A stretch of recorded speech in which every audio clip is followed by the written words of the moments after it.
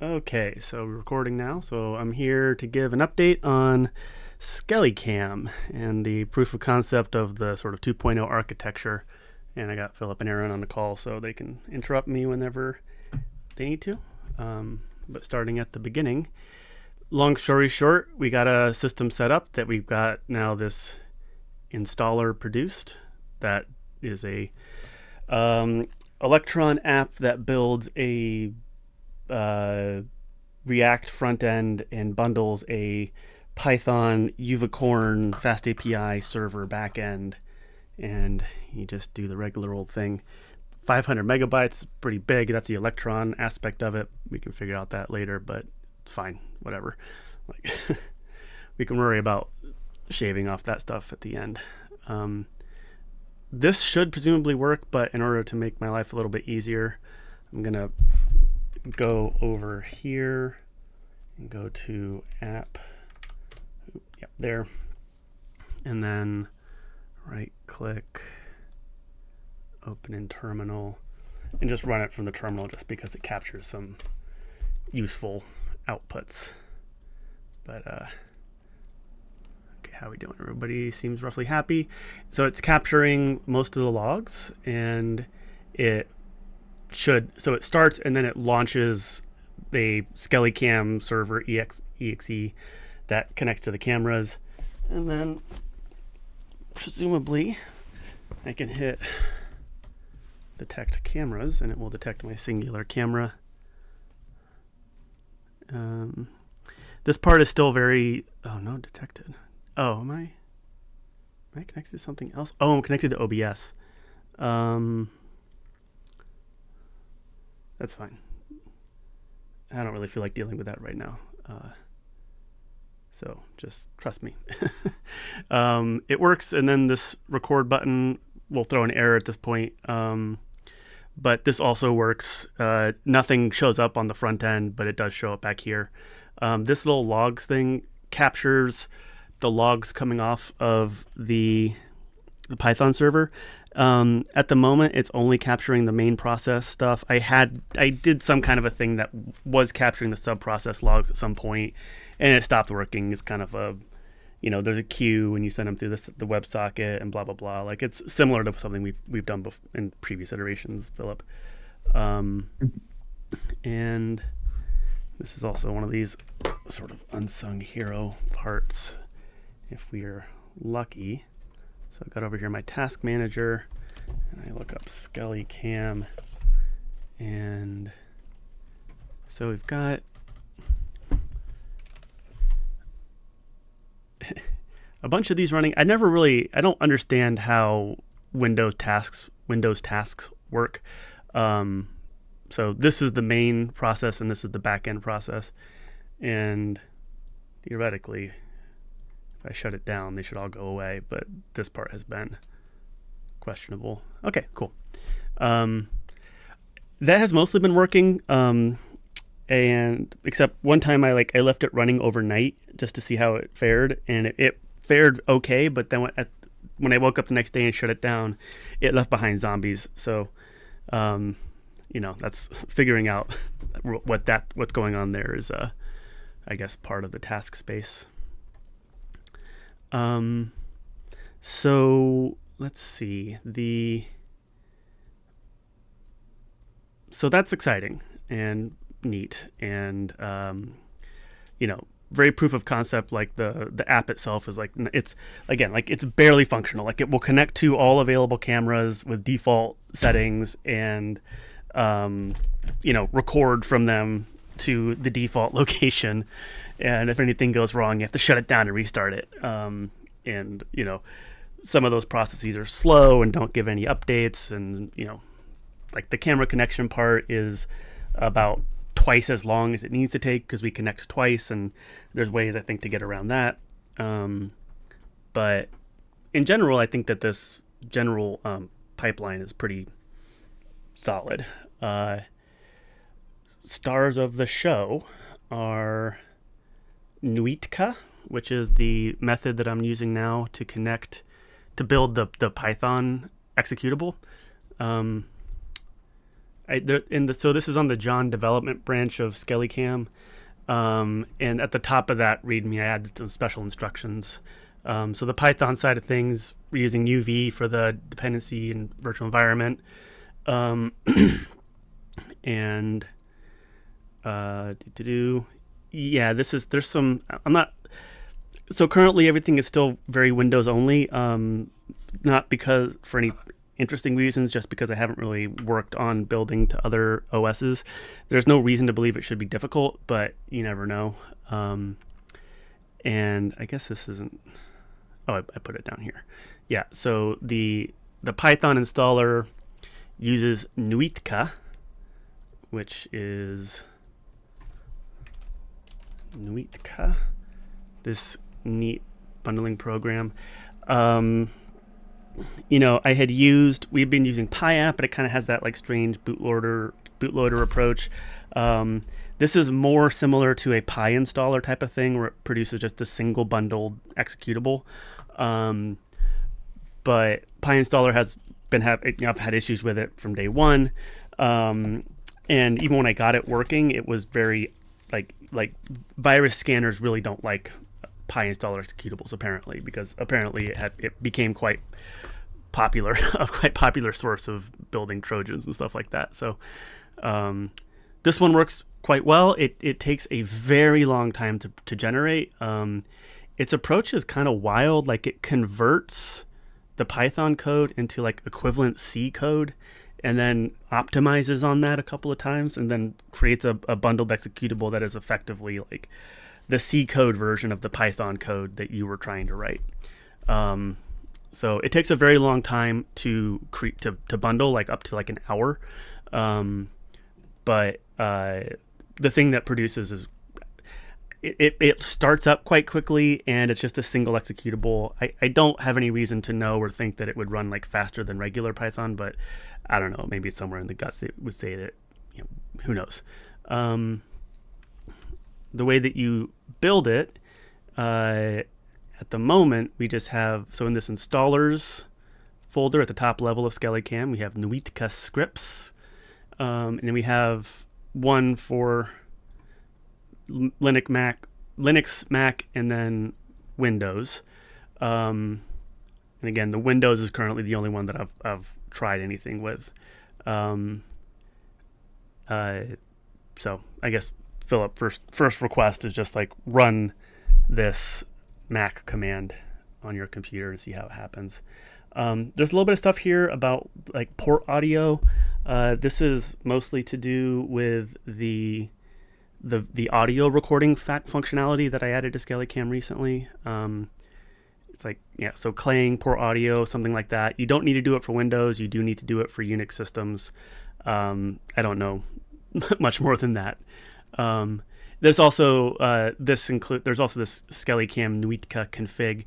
It doesn't have much going on in it. It just tells you there's like, you need to bundle other stuff along with the package kind of thing. So non-code. This doesn't work. So the UI endpoint doesn't actually work on the bundled app, but we don't need that. But it is kind of one of those like curiosities. Like I'm not sure why it doesn't run. And also I will say, so once you install it, it goes, oh wait, not there. That's the installer. This is the actual sort of app data, SkellyCam exe. This is the actual executable that runs it. And then in this resources, app asr unpacked, this is the server instance. This is the thing that Nuitka makes. And you can run this independently. It just pops up a fast API server. And even this thing, when you run it, so this should pop up.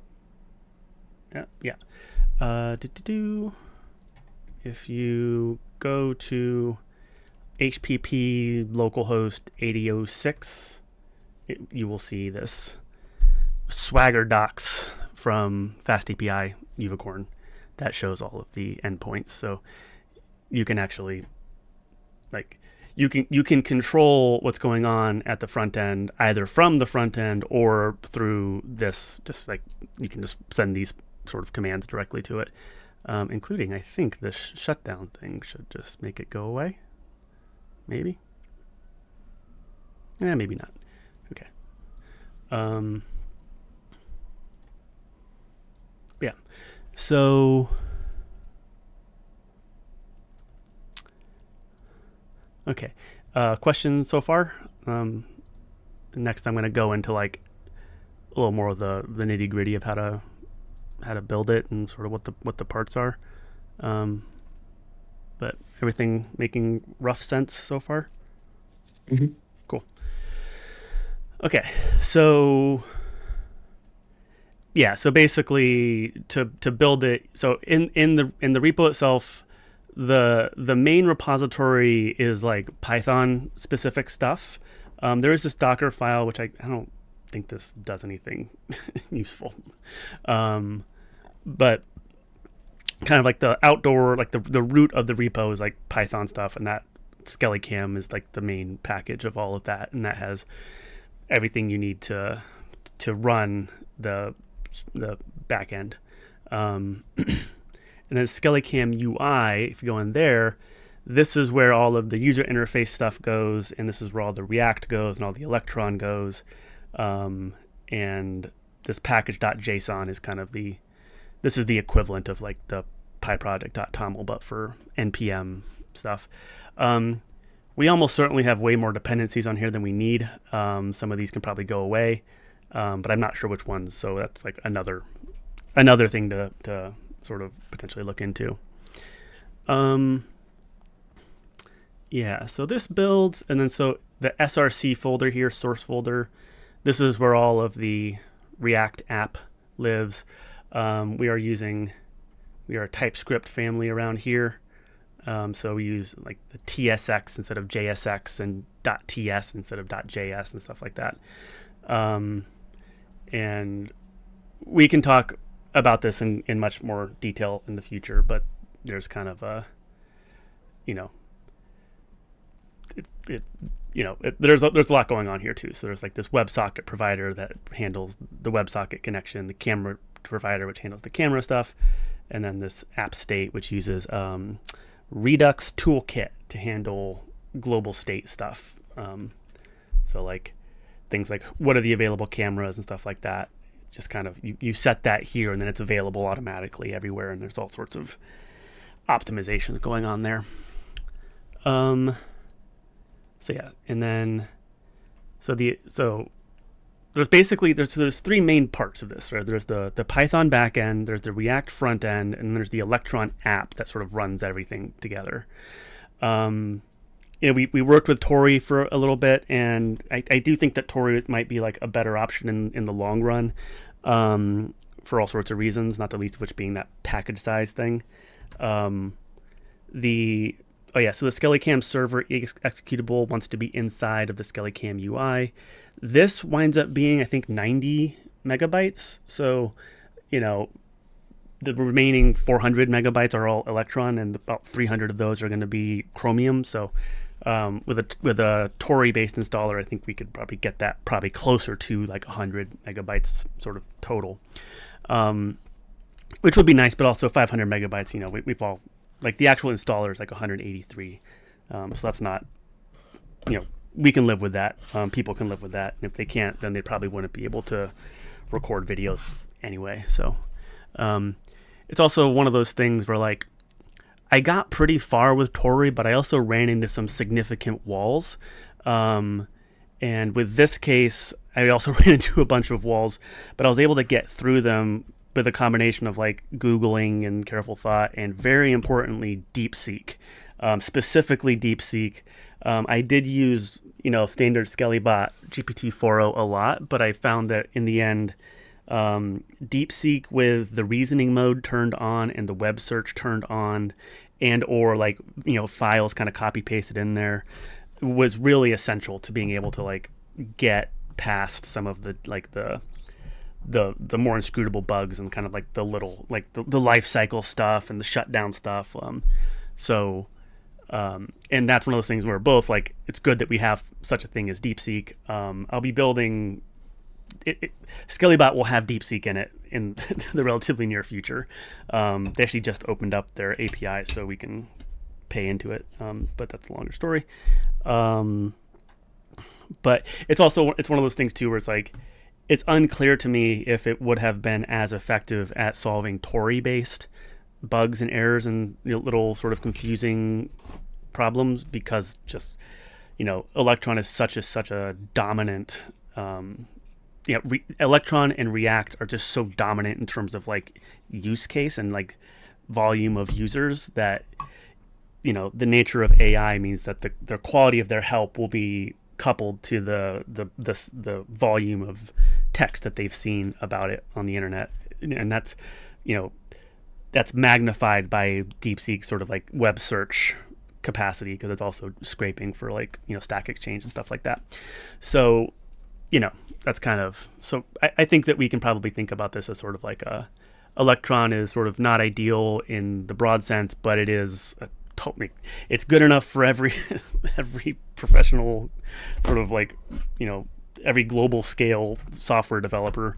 So we can probably live with it until we have reason to prioritize the other options.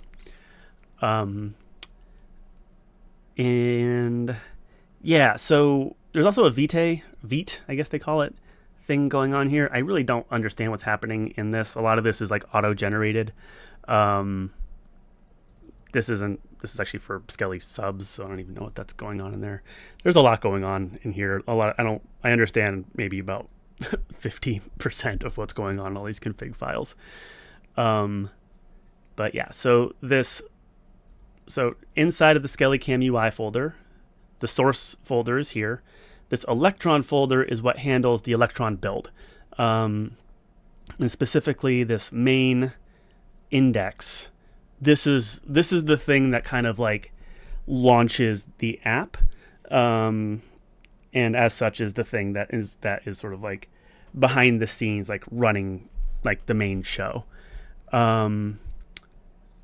So I do a little bit of communication through environment variables. So I tell it that you're running in Electron, and then in the Python code, you can detect that and do things differently based off if it's doing that versus running on its own. Like most code, it kind of starts from the bottom. So start application. I do put a lot of logs in there. So, this is why it's helpful to launch the executable from command line, because if you don't, then these kind of logs are not visible. So for developing and just kind of like debugging, it's just helpful to do that. There might be ways of making that kind of more default, like making these kind of stuff visible more generally. But I don't, again, like priorities.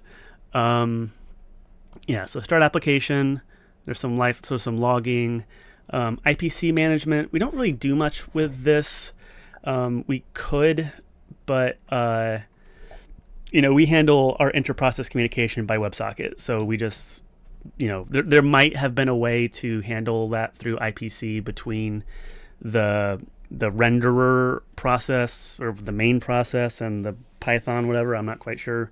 And that probably would be, slightly more performant than WebSocket. But the way that the WebSockets are currently set up, it's totally sufficient for what we need. And I think for the realistically the volume of cameras we could ever care about, I don't think we're going to have problems with the WebSocket. So I think we can live in that space, and then we're sort of using something like WebSockets also means that we're not going to get locked into any specifically Electron stuff. Because I do think that if we ever want to get away from Electron, we should keep that in mind, that the more energy we put into building like Electron-specific optimization and Electron-specific capacities, the harder it will be to transition away from that in the future. So just something to think about. So like a lot of JS TypeScripty type of stuff, a lot of the work here happens in these kind of like listener classes or listener behaviors or whatever. So app is the main application, and when it is ready, it puts a thing, and then if we're in Python mode, then it launches the Python server, which runs just a sub-process execution of the executable itself. There's a little bit of sort of for running this kind of in like developer mode. I'm actually not sure how easy this is at the moment, but if you can just launch the UI with npm run dev, and then so I will often have like one instance of WebStorm running the UI, and then one instance of PyCharm running the backend, and then that's how you can kind of develop on both sides of that fence without having to worry about stuff. I think with the current instance, I think I leaned heavily into like launching the executable, and I think I leaned away from, which I think you'd have to like turn this off. But for the development cycle, it's really important to be able to have both of these things running from source, because the Nuitka build takes a very long time. So you don't want to have to like, oh, let me tweak something on Python and then wait an hour until I have the executable back. So just sort of a thing there. This is the part that connects the Python output to the Electron console log. There was some kind of like, not all the characters are rendering properly. For some reason, the logs show up as standard error instead of standard out. So things show like in the terminal output, a lot of things will say Python error that are not actually errors. That's just how the logs come through for whatever reason. And then the shutdown part is connected to, the app on window all closed. So when you close the last window, it triggers the shutdown. And this is a bit of a wacky space where it. How am I doing it right now? I guess I'm only having the two. So basically, it tries to kill it in multiple ways. Just because I was having such a hard time getting the dang thing to die. I think that it's the tree kill async, I think, that's doing most of the work. Tree kill is like it kills the process tree, because I was doing this like sig kill, so sig term, like signal is like the signal to terminate, and that's like the gracefully exit and finish up type of command. But I was having it was like inconsistently effective in that, and also very annoyingly, you would get different behavior if it was running from source code. So running from source code on Python versus running from the executable backend from Python versus running from the executable backend when bundled with Electron. I was getting different results for all three of those. And I think it was related to whether the signal was being generated from like the same process or a different process or something, blah, blah, blah. I don't know. So this tree kill is you target the top level process ID, PID, and you can do the tree kill. Tree kill is a package that kills the process tree. And that seems to have been the most effective strategy I was able to find. This is also the first time, perhaps in my memory, where the fact that I've been logging the process IDs of all the processes, this winds up being helpful in this case, because you can. Where'd it go?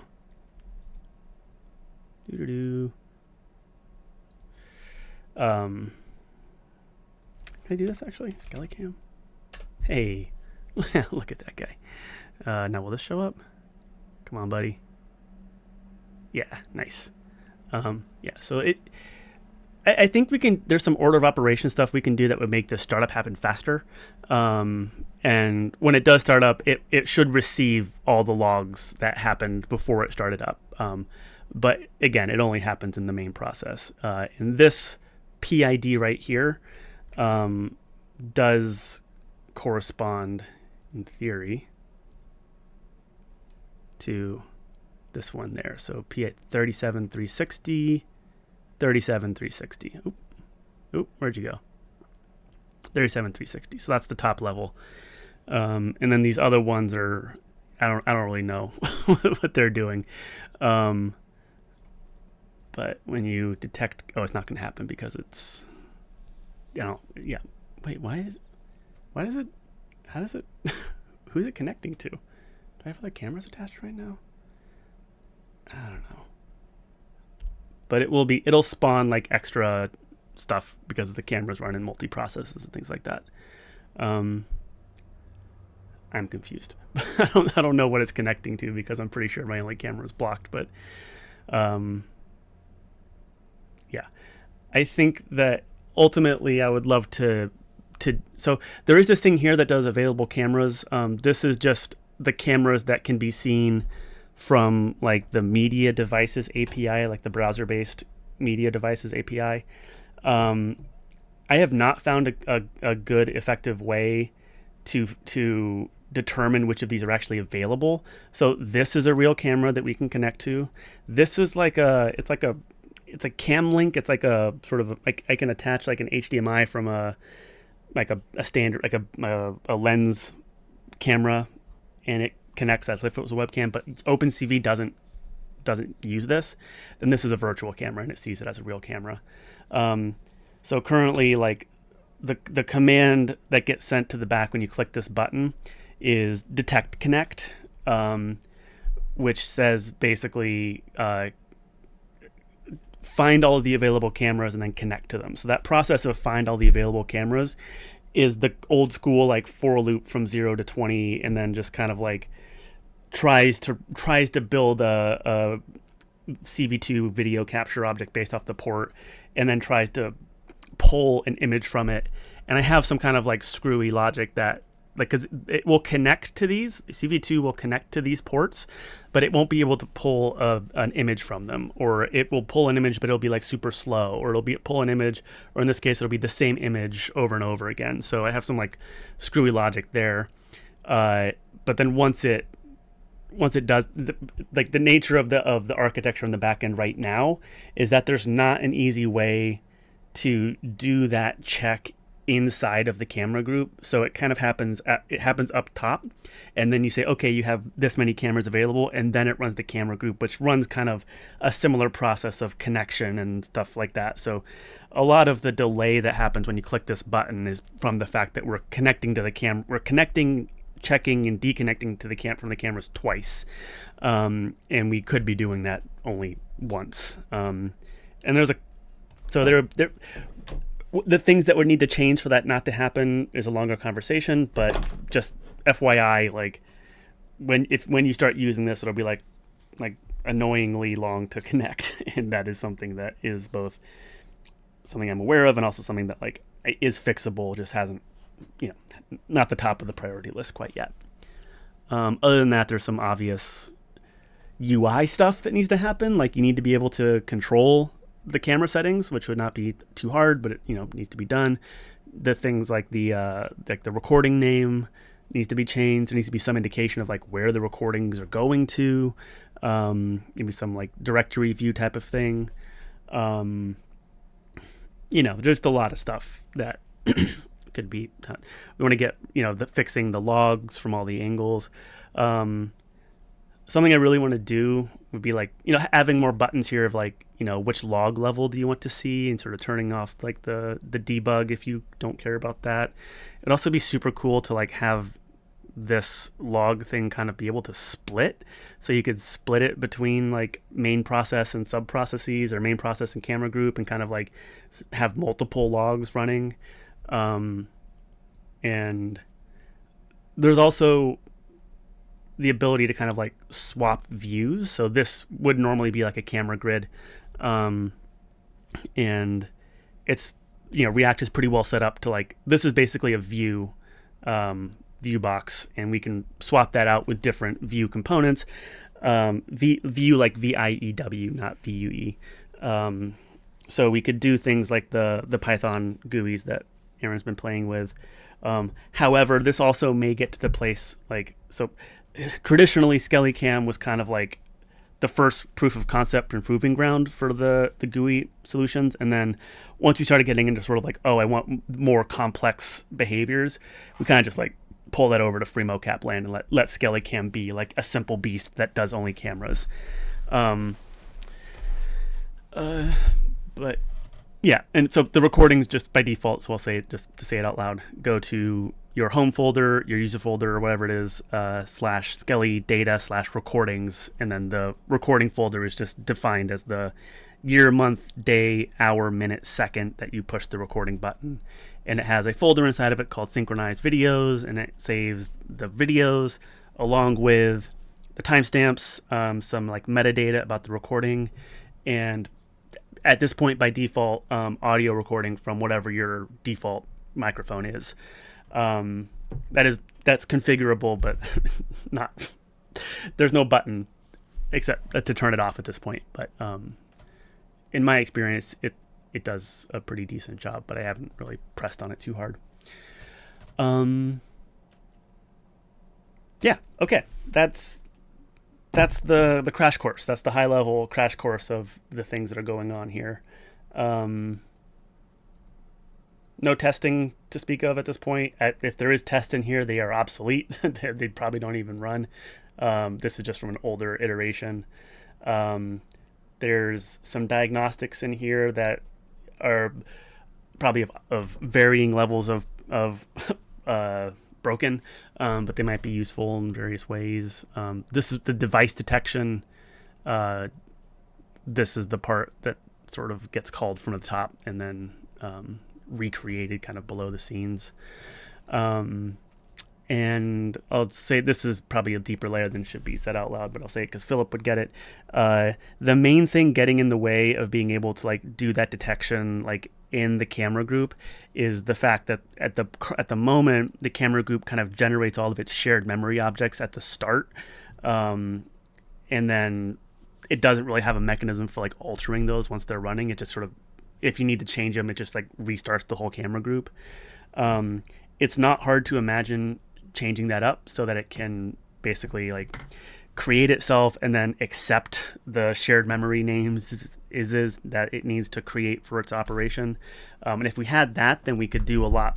We could be much more like dynamic in how we handle the camera group. Right now, the camera group, other than changing stuff like video orientation and exposure, any change to the camera group, we wind up just we turn it off and restart it, including like changing the resolution because that changes the size of the data. So we don't have any mechanism for adapting it while it's running. It just kind of, if you change anything like that, it just restarts it. So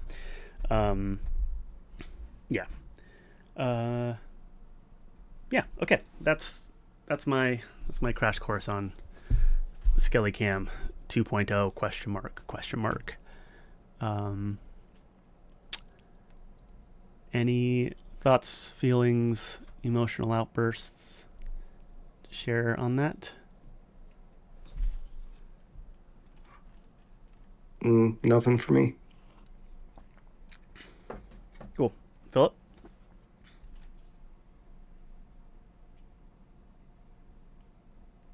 Philip is not. Was I right in seeing that there was a SkellyCam executable that's then hitting a SkellyCam server executable that's... Yes. So that happens. It does, and it happens automatically. So when you run, so basically the build process is you install, you make the virtual environment for Python, you activate it, and then you cd into the UI folder and you run the Nuitka build, and that generates the SkellyCam server .exe on Windows or whatever it is, or .nothing on Unix systems. Mm-hmm. And then after you do that, you type npm install and then npm run build, and it's the build command that generates this release folder. So the build it uses, so we're using Electron builder. This is a good thing to look at. So Electron builder.json. And this part here is where it's like include these files along with the build. And so we include that SkellyCam server executable. And this is a path. So that's why the executable needs to be inside of the UI folder. Obviously we could put it elsewhere, but it's just kind of like, easier that way. And then the dist and then dist Electron, those are kind of like the built files, like the built version of the standard stuff. The React and Electron stuff. and then this, you unpack it to make it available, and and then you run it. Yeah, and then once you run it, it generates this release, and then the release generates this installer.exe, and then when you run the installer, that's the part that creates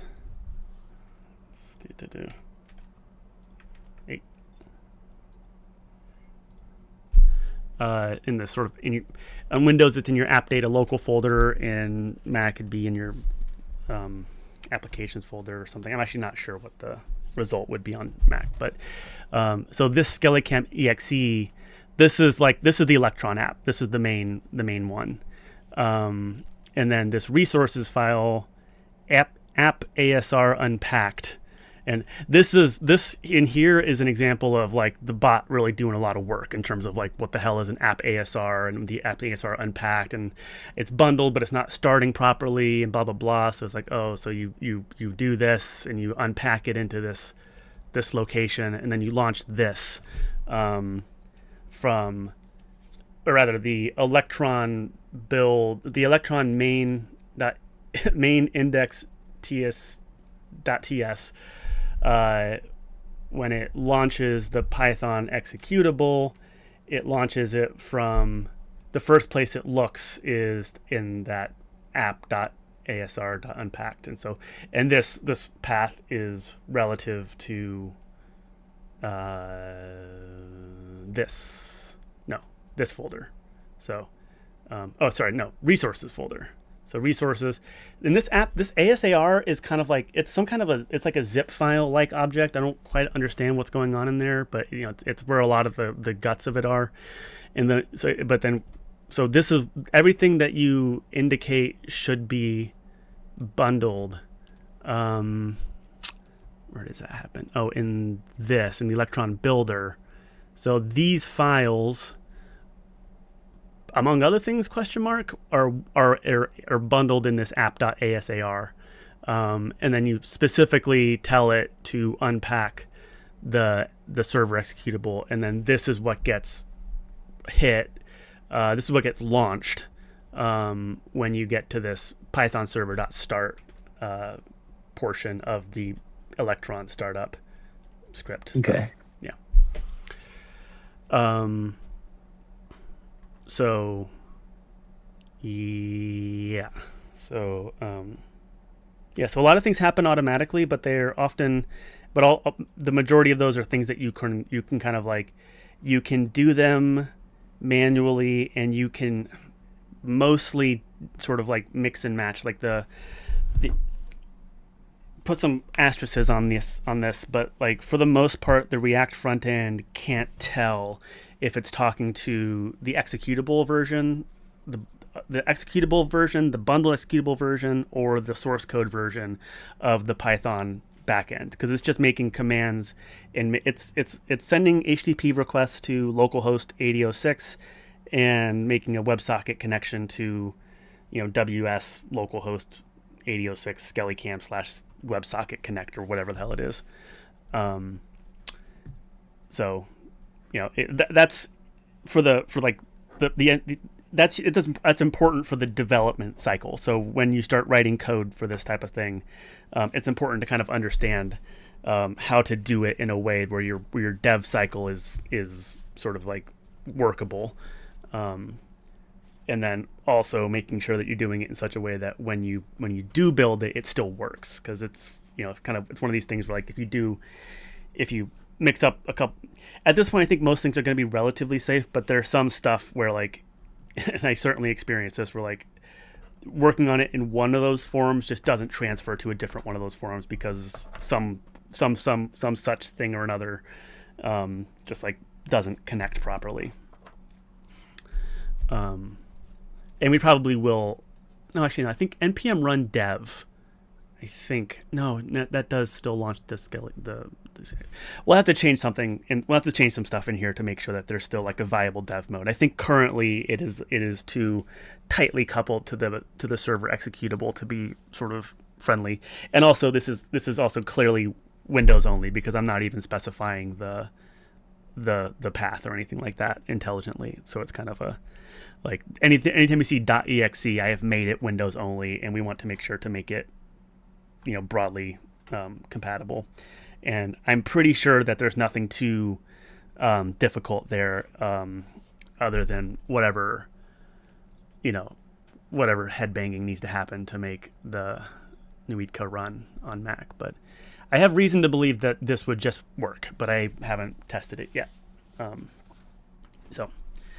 there is also been building for. Sorry, go ahead. Like I had to make like 3 or 4 changes to it, but it's been building for the majority of the call. It's still building, so we'll see if it runs. But yeah, there's a few like path changes and stuff I had to make. Yeah, that makes sense because I moved some stuff. Okay, good. Yeah. That might be kind of like the first pass that you can do is just kind of like try to get it running on your Mac. Like it'd be great to be able to have a Mac version of this. And then we can kind of talk about, and I think this is where Aaron kind of enters the mix of kind of like, Aaron as sort of prime user, not to say that you should like derail your plans to use the new UI, research wise, but just like having a sense of like, what is the minimum UI that you or someone like you would need to be able to use this, and kind of like prioritizing those things. Like, changing the camera settings is an obvious one. So we can get to those points when we do. Yes. And then I did also make kind of like the beginning of a GitHub workflow. So build installers. Again, just starting with Windows, just because it's the only one I had tested, but it doesn't quite work. I can't remember where this bonks out, but it wasn't working fully. But I think I don't think it's anything interesting. I think it was just like, something's not happening in the right path or right directory, or something uninteresting was stopping it from working. So I stepped away from it and just worked on the local stuff. But theoretically, we are not. Everything I just described in terms of the build process is sort of wrapped up, is a GitHub actionable process. So, So once we have things working, we'll be able to shove it into an automated process that will be, attached to the latest release, and then once we have this, then this install.exe file is the thing that we would want to like link to at the freemocap.org/download page.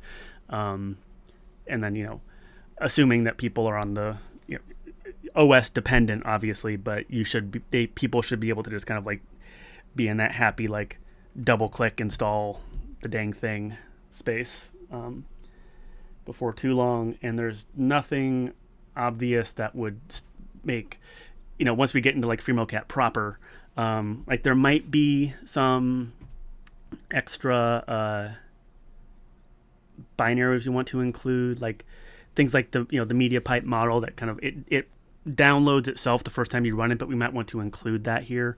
This is also where we could do things like including like FFmpeg and stuff like that if we didn't want to go through the WebAssembly route, which we absolutely could.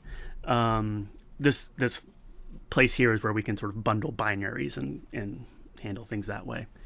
And doing whatever needs done to make it cross-platform and all that good stuff. How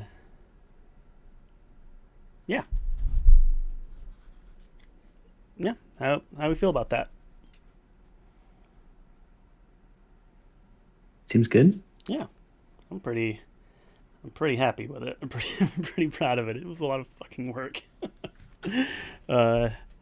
So yeah, I think Philip, if you can just kind of start poking, Aaron, start poking, see just kind of see how it works. But I think for your needs at the moment, I'm not sure how much this will help you more than just kind of like being aware of what's coming.